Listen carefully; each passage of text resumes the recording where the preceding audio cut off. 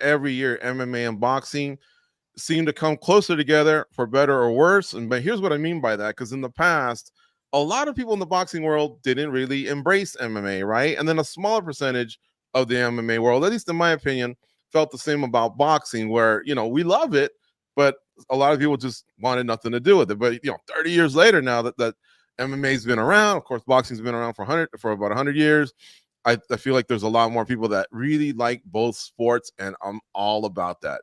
So now we're joined by Alan Dawson to talk about the sweet science. Alan, let's start with that. Were you always a fan of both sports equally, or did one have to grow on you, to match the other? No, I mean, I came into MMA through boxing. I think I've always been a fight fan in England, and grew up growing up in the Prince Nassim Hamed sort of era in the 1990s. Yes. He was electric for like a young British kid. And then, I started off in reporting on soccer, but then went into boxing. And then as soon as I moved over into the States, kind of furthered my interest in MMA. But yeah, now, I think both sports, I think if you're a fan of a fight, then there's room for you to kind of go between both sports and enjoy, what both offer. Yeah. And Alan will be our guest here for this segment here. You can follow him on Threads, Twitter, and Instagram, all the same, Alan Dawson Sport. The writer, editor, host, very talented, and he likes other sports. I even saw some motorsports there on his Instagram page, some soccer. Maybe we'll have him on in the future to dabble on those. Right now, we're going to focus on boxing. What set things off is, of course, Dana White commenting on boxing, and we have a little bit of that we want to share with you, and then we'll get into some questions here. Dana, I've noticed a couple of things. Like when we got our credentials, this was a Zuffa Boxing was involved. Obviously you're working with 360. You just mentioned the work with the Warrens, not working with Bob Arum. What are your plans in boxing, and how much will Turki Al Sheikh influence those? I'm HBO. I guess that's the way I would look at it. I'm going to be. He is the promoter. His matchmakers make the fights, and obviously bringing a fight to Ireland is very expensive. It's expensive to leave the country and do fights like this. So I'll always figure out a way to pay for it. I guess that's the best way I could describe it. But do you plan to be involved in boxing more going forward? Yeah. All right, so Alan, what's your reaction to that comment, and what does that even look like he wants to be HBO? Because remember, he's often said many bad things about boxing too, and it's like a world he doesn't want to get into. I mean, my reaction, he's kind of been teasing it for years, but in the last year, especially with the relationship that he's kind of fomenting with Callum Walsh on UFC Fight Pass, he seems as enthusiastic about Callum Walsh as he does with fighters in the UFC roster. So it was clear that he was getting more into boxing. And then, especially in the last 6 weeks, we've just kind of heard more about what those plans might be, with him saying he'd be the HBO, whether that would be on UFC Fight Pass. If you go on boxing.net, this is a website that the Saudi Arabians have been trying to launch all year. And I have heard that there would be, or at least there was going to be, if they launched in time for the Terence Crawford Israel Majmov fight on August the 3rd. I think they wanted to launch that for then, with the option to buy and watch that fight on that website.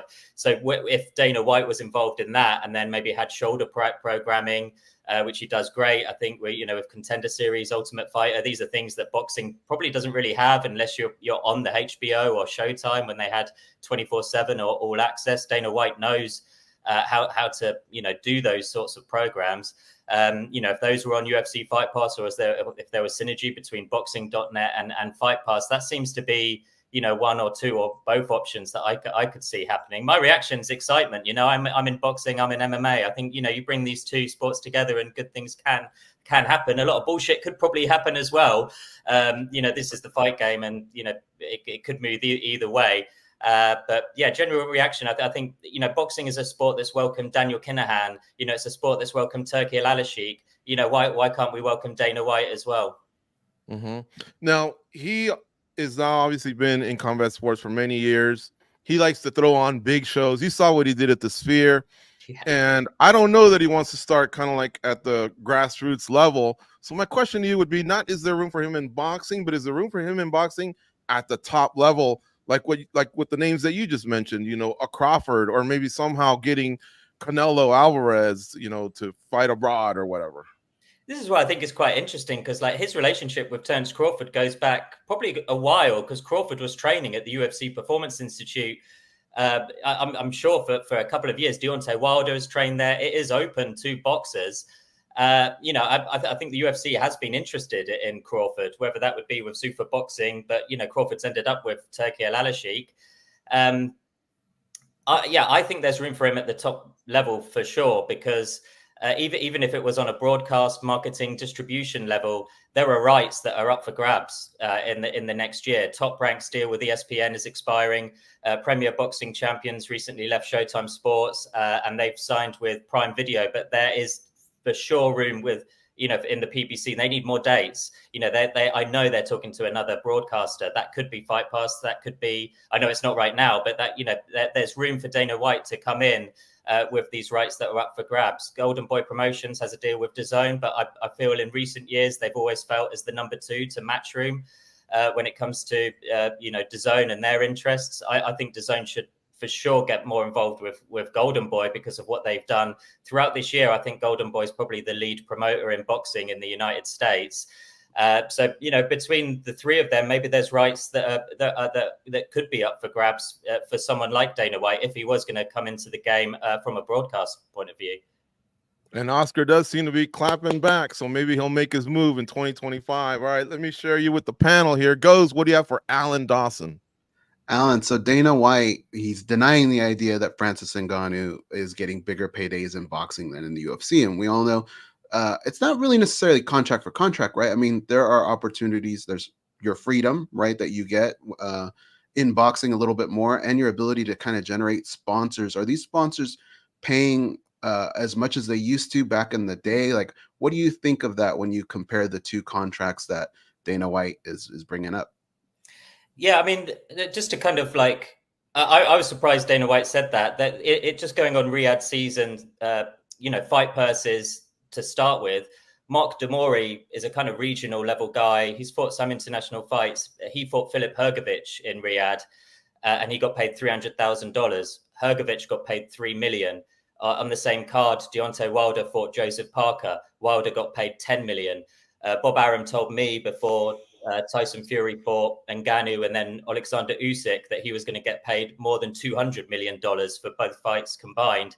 So what's Francis Ngannou's market value in the context of those kind of paydays? You know, even outside of Riyadh season, you know, I heard Errol Spence got paid $50 million to fight Terence Crawford last year. That was a massive fight. When you're a big name, you can make a stupid amount of wealth, you know, in one fight alone. So I kind of, you know, Francis Ngannou getting paid $10 million for Tyson Fury, $20 million for Anthony Joshua, $30 million combined. I don't see how that's, you know, that seems to be his market value in boxing. And, you know, would he have got paid more in the UFC in that short of a space of time? I really doubt it. But yeah, when you're a name and you're kind of scandal free, you can attract sponsors on top of that. Anthony Joshua, Saul Canelo Alvarez are two really good examples of that. Tyson Fury hasn't been able to, even though he got the paydays in boxing, I don't think he's been able to transfer as much, you know, just because he said some heinous stuff in the past. And, you know, sponsors tend to flee when you kind of shoot from the hip and, you know, straddle that line of acceptability like Fury's done over the years, whereas Anthony Joshua has kind of kept himself out of trouble. And, you know, he's been sponsored by French Connection, you know, Lynx, which is Axe over here in the US, you know, and Canelo's now, you know, a business in and of itself with, I think he's got, I think it's called Canelo Energy. And I'm sure he's got hundreds of convenience stores all across Guadalajara. All right, Mike Bond, what do you have for Alan Dawson? Yeah, I guess just a follow-up to what Dana said there about Ngannou. I mean, I think the only way to kind of justify maybe the numbers in his mind, like Ngannou, what he said, he offered him the second biggest contract ever, like $8 million or $9 million to fight John Jones. I could see a world where if he got that purse and the fight did 1 million plus pay-per-views or something, like maybe there could have been a comparable purse. But the thing people aren't looking at when it comes to the UFC is if he had lost that fight, would he have made anywhere close the fight after, right? Like that's where the contracts in the UFC drop off significantly. You lose things like pay-per-view points and other elements. So maybe the first fight, a Jones versus a Fury comparison, maybe he could have hit that. But if he had lost to both, I guarantee he wasn't making as much for the following UFC fights as he did Joshua. So I think maybe Dana White's just like broadcasting a perfect world scenario where he wins and it's like an absolute massive selling pay-per-view. Maybe those numbers are comparable, but that's a lot of factors where Ngannou against Fury and Joshua was making probably the same payday no matter what happened in those fights. So I think that's kind of something to go on. I guess that tailspins into a question a lot of people are having about this potential boxing venture. Alan, Dana says that he wants to implement like the UFC structure of payment and things like that. Is that even feasible? I mean, who wants to bite on something like that when there's something out there that already exists that if you can get to the top level is probably more financially viable, as you kind of listed with all that 50 million, 100 million paydays. I don't think Dana's keen to do those consistently. There's also like how much power a blue chip fighter has in boxing compared to mixed martial arts. It's something Eddie Hearn has said Dana would struggle with in boxing. I put that question to Dana White in a press conference a couple of weeks ago, and he said Eddie Hearn was spot on. And just to give it a kind of example, at the big events in boxing, someone like Canelo Alvarez would sign off on, what would be the media budget. Do they get the ballroom at the MGM Grand throughout the entire week? And what do we feed them and things like that? And he's signing off on all of that kind of budget. So for a fighter, that in the UFC, that would probably be signed off not by a fighter, it would be by Dana White and whoever else in upper management rather than on the fighter side. So I think, culturally, either boxing would have to change or White would have to adapt to, those kind of quirks that you get in boxing. Mm-hmm. Nolan King, what do you have for Alan Dawson? Yeah, I was just curious, like if, George had said earlier that Dana has, and I think we know Dana by now, we've heard him talk enough where it does seem like if he's going to take this jump that he will want to be out there mentioned in the same names or, as the biggest boxing promoters in the world. But do you think that it could end up being something that starts a little bit more grassroots, like we saw him do with Callum Walsh? Like, I think one of the things that he would always say over time is like, if you look at what we've done with Callum, like we give him real fights and we build him and he's not getting like layups, which again, maybe you can speak more to if that's true or not. But do you feel like maybe that it will be more of a grassroots thing than people are expecting? Like maybe he does pick up one star that he's willing to pay a bunch of money to, but then the rest of it will be kind of homegrown talent like we've seen in the UFC? Yeah, I think that might be kind of promoter specific. I always thought, speaking to Dana in these press conferences last year, that he would be, in TKO, the group, you've got WWE, the market leading, pro wrestling company. You've got UFC, the market leader in MMA. I always thought he would want the market leader in boxing, and he'd be overseeing it. And I kind of thought Tom Loeffler would be that guy at 360. He has said, in the last 6 weeks, he would still be working with Tom, but it sounds quite clear now that he wants to be working with others. Tom Loeffler has been at that grassroots level. He's been, promoting and guiding Callum Walsh.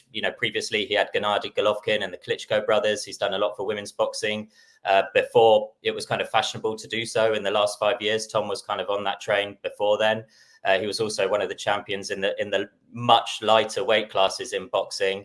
Like he had this Superfly series, which was guys that were probably like 112 pounds, and trying to popularize, the lighter weight classes when there's such a bias towards maybe lightweight and above in boxing. So if he was going to do that, Tom would be the perfect guy for that. Yeah, and if he wanted to jump in, in the bigger name area, maybe Eddie Hearn would be the promoter to kind of work with there. I feel like Eddie Hearn's challenge though is because from the result that Anthony Joshua had recently with Daniel Dubois, Eddie kind of now needs to develop his next star. He's had Anthony Joshua for more than 10 years, headlining soccer stadiums, the biggest arenas in Britain. And now the challenge, and I think this is for British boxing in general as well, is to find that the next person who can fly that flag. But Dana White, I think, has got a relationship, at least friendly, with Terence Crawford. Crawford's with Turkil Al-Sheikh. I really could see a Dana White, UFC, Zuffa, HBO, Terence Crawford kind of event in the near future. And I think we probably might see that in 2025. As in maybe Crawford versus McGregor, not in MMA, because Crawford already said he ain't trying to get kicked and elbowed. But what do you think of maybe boxing? I suppose The only thing about now that, that UFC gives a blessing. the only thing about that is it just seemed to come out of the blue. Like it didn't seem to. There was always with McGregor and Mayweather. That was always such a melting pot of the two sports coming together, and it always felt like something that would sell a lot. You know, you guys would have seen it on Junkie as well, writing about that story in the build-up before it was even made official. You could tell the level of interest that fans had in that event. I feel like there's better fights for Crawford to have. I feel like the Canelo fight he wants. I think the fact that he's got a mandated fight, they're working on the purse bid. Whether or not it comes to fruition or not is another question. But Sebastian Fundora at 154 pounds is about 6'6", and he would present really quite strange physical questions to Crawford. There's some really interesting fights for Crawford at 154, and just, you know, if you're putting on a list of my interest for a 2-fight deal with Conor McGregor, it's just not high up for what I would want from Crawford, because I think he's probably only going to give us a few more fights before he kind of retires. And I just want him to. What he did to Errol Spence was an all-time great thrashing. It was probably the best live event experience I've ever had in all sports, all entertainment. It was amazing to kind of witness that. And I think he can kind of do that again. It's just with the right opponent. For me, Conor McGregor's not the right opponent, but I'm not against these crossover fights.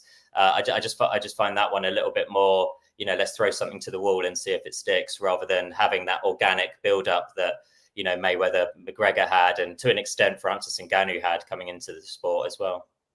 Live in person, you're saying Crawford Spence for you topped Joshua and Klitschko at Wembley as well? Because I thought that was nuts. Yeah, I mean, I was at both, but yeah, for me, the crowd, it was the best looking crowd I've seen in my life at Spence Crawford. People, the tickets must have been were so expensive, and people showed up like, you know, that was as close to Hollywood that boxing is ever going to get. There was a red carpet, there was celebrities all in the crowd, and it was all built as this 50-50 kind of matchup.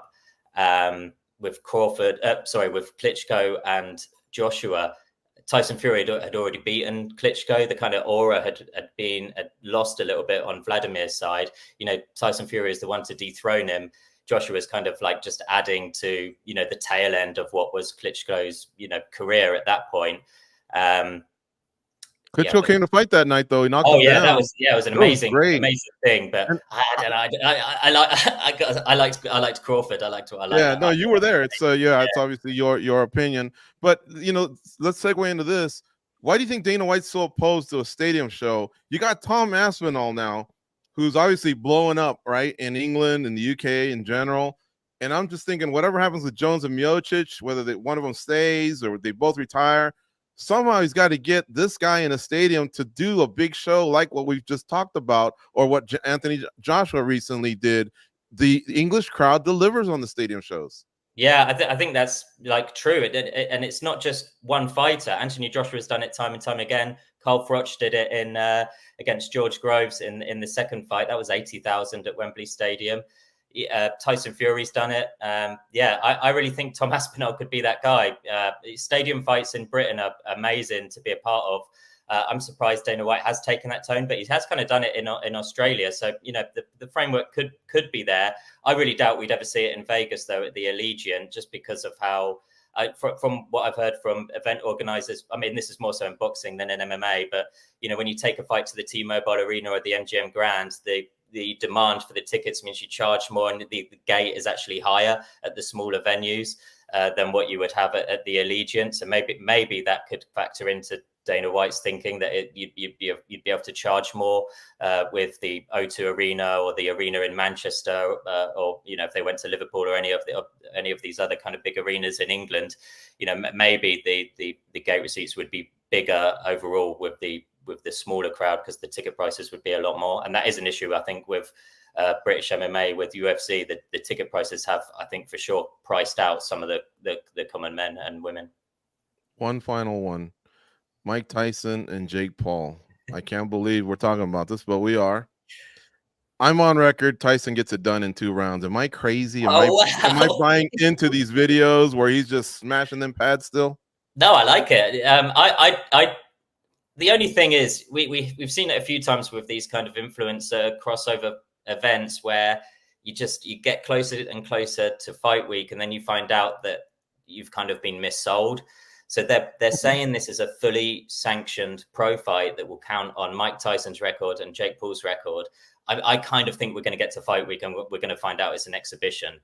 You know, when it's not 3-minute rounds. It's not the, you know, it's 2-minute rounds. It's not, you know, it's different kind of gloves. I'm not sure why Texas would say it's, you know, a sanctioned event when they're going to, or if they're going to, you know, go back on that and it's all going to come out that it's not. That's the only way this doesn't become icky. You know, if it's just an exhibition, you know, and Mike Tyson and Jake Paul have been friends before. Mike was on a rap video of Jake Paul's, I think it was called Park South Freestyle. You know, Jake was even on his undercard for the Roy Jones Jr. exhibition, you know, in early COVID, which was one of the most, I think that was probably the most fun crossover influencer, whatever you want to call it. That was the most fun event. That's what they should be leaning into more, but they've never been able to replicate it since. It sold well, I think, at a lower price point. I think it's going to be gross if it's an actual fight. I think it could turn into, you know, Vitor Belfort, you know, where you just see an old man knocking someone down. It doesn't look, you know, I think that will be Jake Paul knocking Mike Tyson down, and we'll all be kind of like, you know, we didn't need to see this.